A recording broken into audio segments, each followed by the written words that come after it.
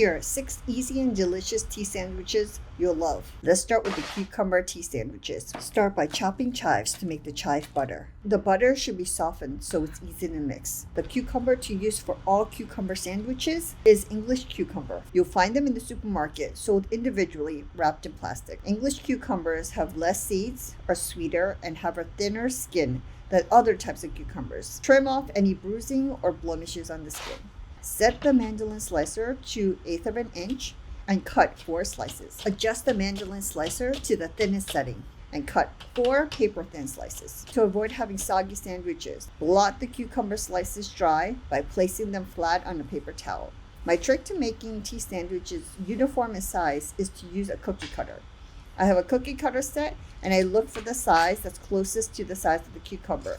Tea sandwiches should be eaten in 2 to 3 bites, so they shouldn't be too big. Using the same cookie cutter, I cut rounds out from the white bread. To make clean cuts, use frozen bread. I like to freeze the bread slices for a couple of hours, then cut. Depending on the size of the cucumber and the cookie cutter, you may be able to cut 4 rounds from a bread slice. Give the cookie cutter a little wiggle to make sure it cuts all the way down evenly. Avoid cutting the crust. To make 4 tea sandwiches, you'll need 8 bread circles. To assemble the tea sandwiches, spread chive butter on the bread. The butter acts as a barrier to prevent the bread from getting soggy. Place a cucumber slice on top, then spread chive butter on another slice of bread and put that butter side down on the cucumber. Take the paper-thin cucumber slice, fold it in half, and stick in a cocktail fork. Look how freaking cute this looks. Cucumber tea sandwiches pair really well with any tea, from black tea like Earl Grey to green tea like Genmaicha, since the flavor is light and mild. Cucumber tea sandwiches are not so great to make ahead of time, since the cucumber can quickly get mushy and soggy. It's best to make these the morning of or about a couple of hours before serving. These are smoked salmon tea sandwiches on whole wheat bread. To make them easy to bite into, I chop the smoked salmon, then mix it in with cream cheese, lemon juice, and fresh dill. There's no cooking involved, only prepping and assembling. On my blog, ohacivilize.com, you can find the double stack version, but for this one, I'm making it simpler by making it just 1 layer.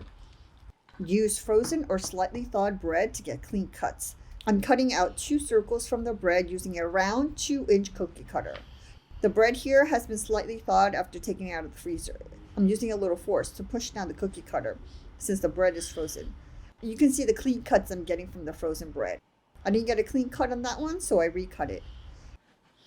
To assemble the tea sandwiches, spread the smoked salmon cream cheese mix onto a bread circle, then top it with another piece of bread. Skewer on fresh dill using a cocktail fork. If you don't have a cocktail fork, you could dab on a little smoked salmon mix on top and then add the fresh dill. Smoked salmon tea sandwiches pair well with a bold and strong tea like English breakfast or Earl Grey tea. Another great option is oolong tea, which goes well with seafood in general. Classic and traditional, egg salad tea sandwiches are the easiest to prepare ahead of time. First, make hard-boiled eggs. Here's how I get perfect hard-boiled eggs. I put water and eggs into a saucepan, then bring it to a boil. Turn off the heat and let it sit for 12 minutes. Peel the eggs and give them a quick chop. Don't chop them too fine, since that'll just turn them mushy. In a bowl, combine the eggs with mayo, mustard, and salt. The egg salad can be made a couple of days before assembling. Just keep it in the refrigerator, stored in an airtight container. Cut bread into circles using a cookie cutter. I use a cookie cutter size that can cut 2 circles out of a slice of bread, which usually is a 2-inch cookie cutter. Don't use a cookie cutter that's too small, since the egg salad filling can easily spill out, making a mess. Again, I'm using frozen bread to get clean cuts, but as you can see, I do have to use some force because it is frozen. I'm making 4 tea sandwiches, so I need 8 bread circles. If you're wondering what I do with all this leftover bread, I make French toast bites by mixing the bread with eggs, milk, and ground cinnamon, and then pan fry it. Layer on the egg salad filling on top of the bread circle. The mayo is what helps to bind it together, so if yours is falling apart too easily, add a little bit more mayo. Top with another bread circle and gently press it down. Garnish with a sprig of fresh Italian parsley and keep it in place with a cocktail fork. Egg salad tea sandwiches pair well with black tea, oolong tea, and green tea. These are BLT Tea Sandwiches. They went viral on Pinterest a few years ago, and they're so good. Cut strips of bacon, then cook and blot. Find a cookie cutter that's the same size as the cocktail tomatoes. Slice the tomatoes no more than 1/4 of an inch. You don't want them too thick. I like to trim away the green parts. Place them on a paper towel to blot dry. Use the same cookie cutter to cut circles out of washed butter lettuce. I like using butter lettuce for this recipe since it's softer and easier to work with, but you could easily swap it out for iceberg lettuce. Blot dry the lettuce circles. I'm using very thin white bread from Pepperidge Farm, but you can use any white bread that you have. I've frozen the bread to get cleaner cuts. Using the same cookie cutter, cut circles out of the bread. Give the cookie cutter a little wiggle to make it easier to cut into. Now it's time to assemble the tea sandwich. I'm using Japanese mayo here since I like it better than regular mayo. Put a little bit of it on a bread circle and use a knife to spread it evenly. Put lettuce, a slice of tomato, and then bacon. We're going to make this double stacked, so add another bread circle, mayo, lettuce, tomato, then bacon. Use a cocktail fork to keep it all together. The reason you want to make sure everything is blotted is to prevent the bread from getting soggy. The mayo helps to create a barrier, but blotting is definitely a must. If you don't want your guests to touch the bacon, you can add another piece of bread on top. Aside from tea time, these are great as party appetizers, like the Super Bowl. They're perfectly sized to be gone in 2 to 3 bites. These are ham and cheese tea sandwiches. Use a round cookie cutter to cut circles out of the cheese.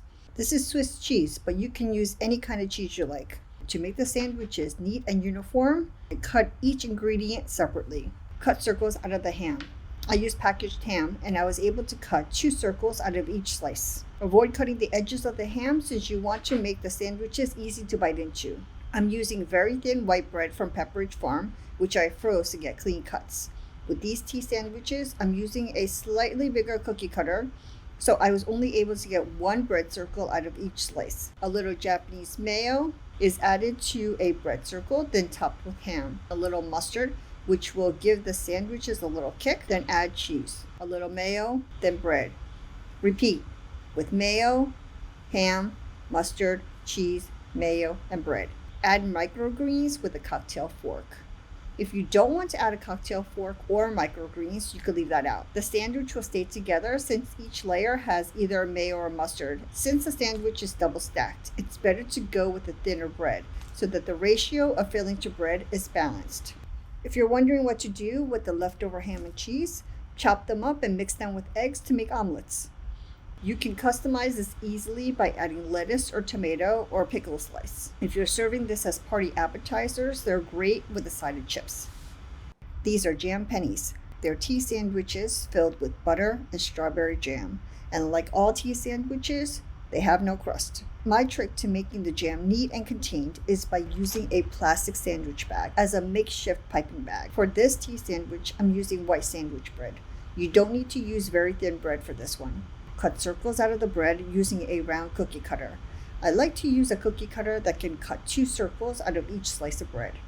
Spread room temperature butter on one side of each bread circle. Use the jam piping bag to squeeze jam onto the buttered bread.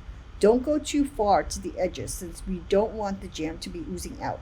Put the other bread circle butter side down on top and gently tap so that the jam can spread to the edges. You want to use room temperature butter so it's easy to spread without tearing the bread. You can use any kind of jam you like. Because these sandwiches are on the sweeter side from the jam, they go great with green tea, which always goes well with anything sweet. Because of the filling and size, they make great after-school snacks that kids will love.